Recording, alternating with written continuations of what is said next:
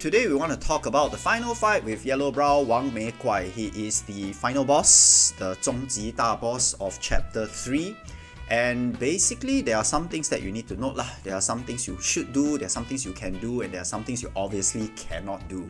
Compared to the Yin Tiger, right, this final boss is actually not that difficult as long as you know the boundaries of what are the permissible spells that you can use. Okay, there are 3 parts to it. And the first part is so easy that you can go into it blindfolded, hands tied behind the back, and then use your feet on the controller, you can still beat him, okay? So in the first round, when you first meet him, right, just use your favorite strategy, employ your favorite fighting style, you should not have any issue. Don't worry about using spells. In the first round of the fight, right, all the spells work, and the spells will also recharge for the subsequent round, so just go ahead, free for all. Okay, so after the first round, you get sucked into his sack. Yeah, that sounds a bit wrong. But anyway, you will face this glorious cinematic scene of Wukong floating down, and then you begin the battle with the winged monkey, the macaw monkey. I don't know how to pronounce him. That in itself, right, is a little bit of a tricky boss fight, but maybe I'll go into the details in another video, not for now. Just note that every time you die in the second round of the fight, right, you respawn in the shrine outside where you can realign your sparks, you can readjust your armor and stuff like that, and then you go into the temple, it will respawn you in the second round of the fight. You do not have to go through the first round again, which is kudos to game science. They know what gamers like and what we hate. Okay, this also means that when you finish your second round and you go into your third round, there will be no shrine in the third round. So essentially, whatever calibration that you do to your build in the second round, it stays for the third round. So just take note of that. But the third round itself, right, although it's seemingly difficult initially, but I think with any kind of build, you should be able to take care of Yellow Brow in the third round, and I'll tell you how to do it. You do not necessarily need Spellbind. I don't have Spellbind. I use the spells that I have at my disposal, and it's just that it takes damn bloody long to beat him but actually it's very straightforward. So first off the bat in the third round, please take note, Plug of the Many will not work. He will turn the monkeys against you, so do not use that. But that also means you have a very rich mana resource pool at your disposal, because right now, if you don't use Plug of the Many, your mana won't be used up, and then what you should focus on is Cloud Step.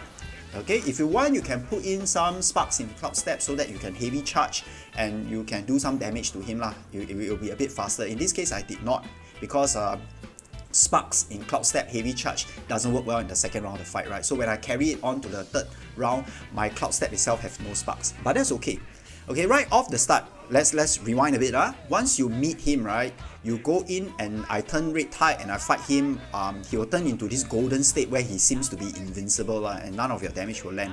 The only thing that can break his golden state, right, is to go into heavy charge 3 focal point attack. Then that will stumble and stagger him and he'll be broken out of the state. So please do that. Don't do any other attack, they will not work. If you need to, you immobilize him and then you heavy charge with your smash stance at one corner, and then you go in and break him out of it. This will only happen at the start of the fight. He doesn't use this skill that much subsequently as the fight moves on. Okay, so as the battle goes on, he will start to do a lot of lightning attacks. They are mostly AoE attacks if you keep your distance from him, and they are very easily avoidable. He likes to trap you in this ring of electricity, and then he will start to fire from afar. You can see it coming a mile away, no worries. Roll dodge 2 times to either side and you will miss most of the attacks. Your health pool will be roughly intact, okay? Then there are also 2 animation cutscenes where he will do this attack that you cannot avoid one. Okay, so one will happen when he's about like 60% health, and then the other one when his health goes a bit lower, like maybe 35% or 40%. You want to make sure that around this stage, right, your health pool is relatively full, so that when you get hit by this unavoidable attack, right, after that you are still alive.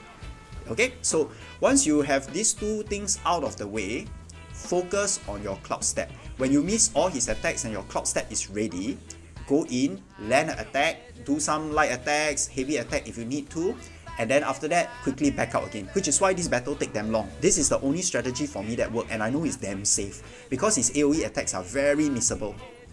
They are easy to avoid. But once I go in with my Cloud Step, then after that I'll pile a bit of pressure, and then when I can, I turn into Red Tide. Red Tide is not 100% effective, but if you can, right, try to land that special heavy attack on him, and that will do a lot of damage. The first time round when he's in his golden state, the red type will immediately transform back to monkey. It's rendered useless, but subsequently after that, red type is very useful. And this battle lasts so goddamn long, right, that my Wandering White, I can actually use it twice. Never before in any other boss fight did this thing ever happen. Okay, so it is with my second Wandering White that I dealt the finishing blow to him, as you can see coming up over here. Alright, so essentially, yeah, have a lot of patience, no rush, and then you actually find that this boss, compared to the Yin Tiger, right, is actually a walk in the park lah. Very easy to coast.